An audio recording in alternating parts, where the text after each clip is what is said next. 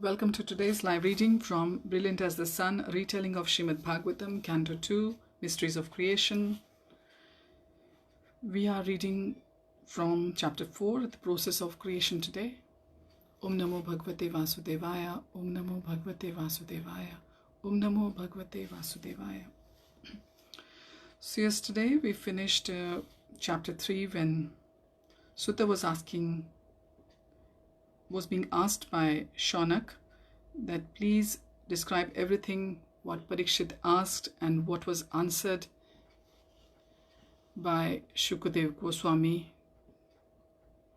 about all the Parikshit Maharaj's inquiries. So let us begin. Chapter 4, the process of creation. Desiring to convince the sages present of Krishna's power and greatness, Parikshit asked Shukadev to explain creation. Before replying, Shukadev offers supplicatory prayers to Krishna. Chapter 4, verses 1 to 4.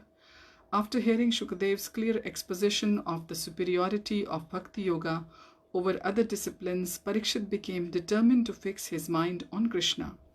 Throughout his life, he had always engaged his kingly opulence in Krishna's service. By Shukadev's association, his attraction for Krishna blossomed, and he became completely freed from attachment to his body, relatives, kingdom, and other possessions. He had already renounced all other worldly pursuits as soon as he heard of his impending demise, and he now determined to inquire exclusively about Krishna, to whom he had always been attracted. Chapter 4, verse 5. With joined hand, Parikshit said, O learned Brahmana, because you are without sin, you properly understand all spiritual truths.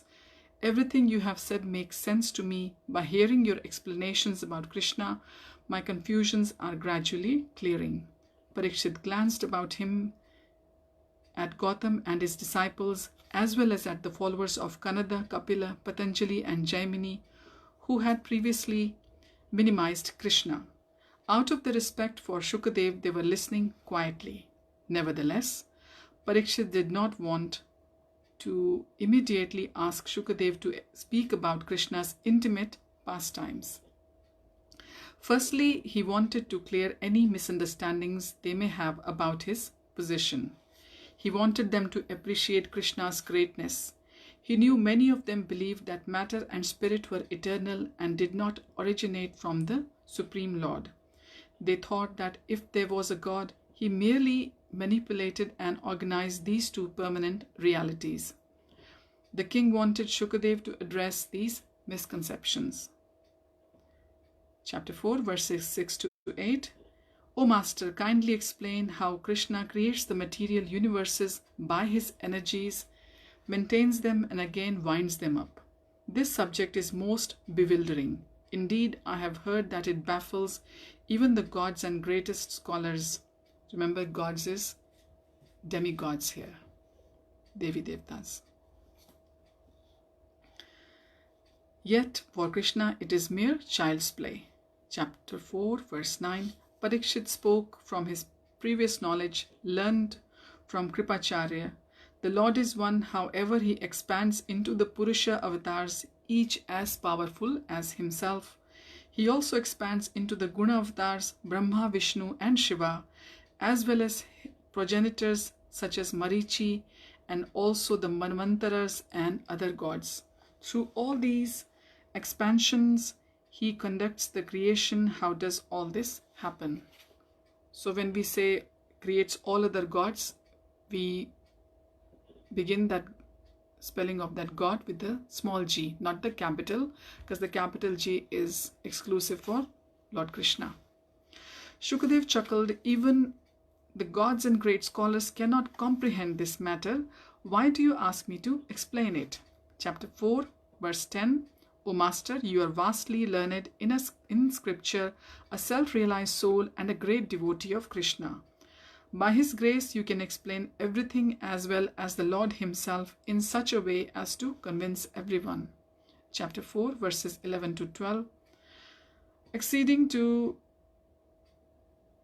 Parikshit's request, Shukadev bowed down his head and began to audibly pray. I offer my respects to the Supreme Person Krishna. His powerful expansions Mahavishnu creates, maintains and destroys the material universes by employing the modes of nature. Mahavishnu further expands as Garbhodakshai Vishnu, who becomes the soul of the universe, and then again as Kshirodakshai Vishnu to become the super soul in every living being's heart. Only those who practice Bhakti Yoga can understand these truths. Mahavishnu is also addressed as sometimes Karanodakshai Vishnu. Chapter 4, verse 13. Who can fully appreciate Krishna's mercy? He not only destroys his devotees' sufferings, but he also liberates the atheists he kills. By his grace, the advanced devotees enter his personal loving association in the mood of their choice. He also fulfills the desire of those mystics who wish to merge into his impersonal effulgence. Chapter 4, verses 14 to 18 now. My respects to Krishna, son of Vasudeva, who became the intimate relative of his loving devotees like the Yadus, but is never seen or understood by the faithless. Displaying immeasurable opulence and power, he enjoys pastimes with his associates in this world and his own spiritual abodes. All sins are immediately destroyed if one hears about, glorifies, remembers, or worships him. He is all auspicious, for simply by surrendering to him, intelligent persons are freed from material attachments and attain spiritual realization. No endeavor can bear fruit if not done as an offering to him, whether it be worldly duties, philosophical inquiry, or meditation.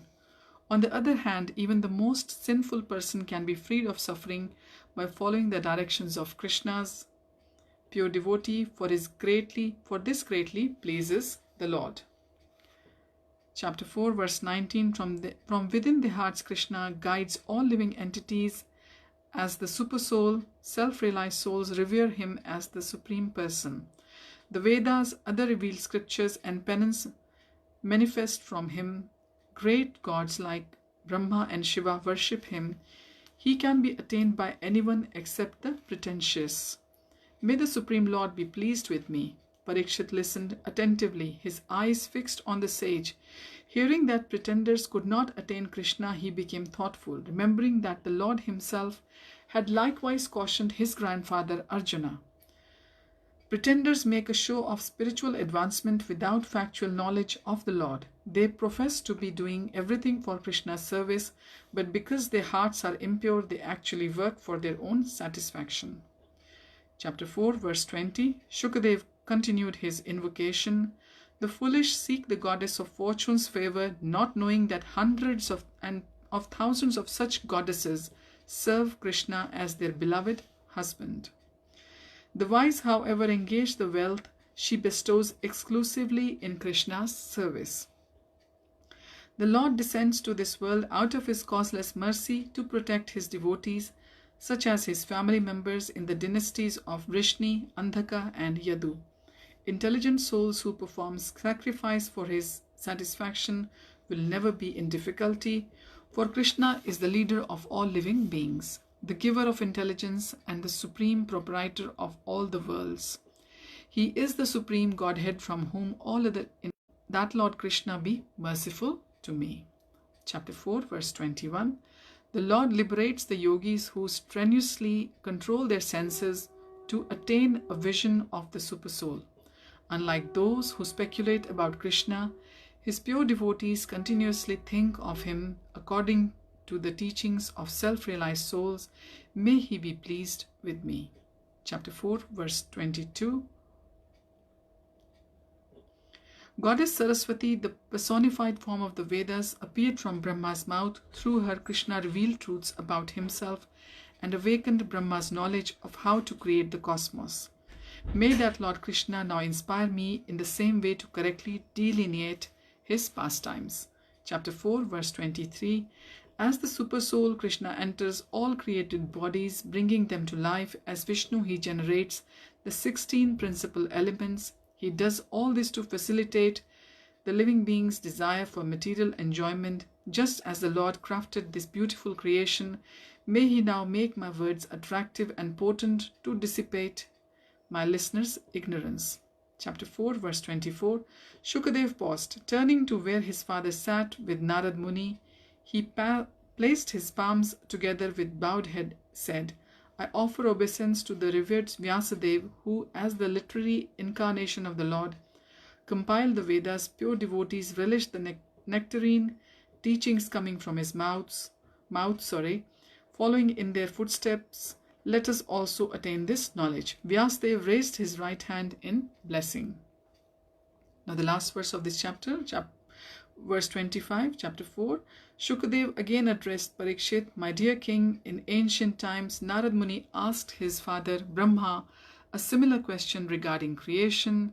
Brahma then repeated to his son the teachings he had heard directly from the Supreme Lord. Listen now as I recount their conversation. So this is how the disciplic succession continues. All the knowledge coming from Krishna was passed to Brahmaji when he created this universe. He was given the job to create this universe, and then Brahmaji gave it to Narad, and then it goes on up to our present spiritual master. First of all, it was Prabhupada, and then all the following disciples of Prabhupada. So, Hariyam Tat Sat. Thank you for joining in today's reading of chapter 5, the process of creation. Next time we will begin the cause of all causes, chapter 5. Wish you all a very happy weekend. Tomorrow is Putrada Ekadashi, and happy Ekadashi greetings to all of you as well. Hare Krishna.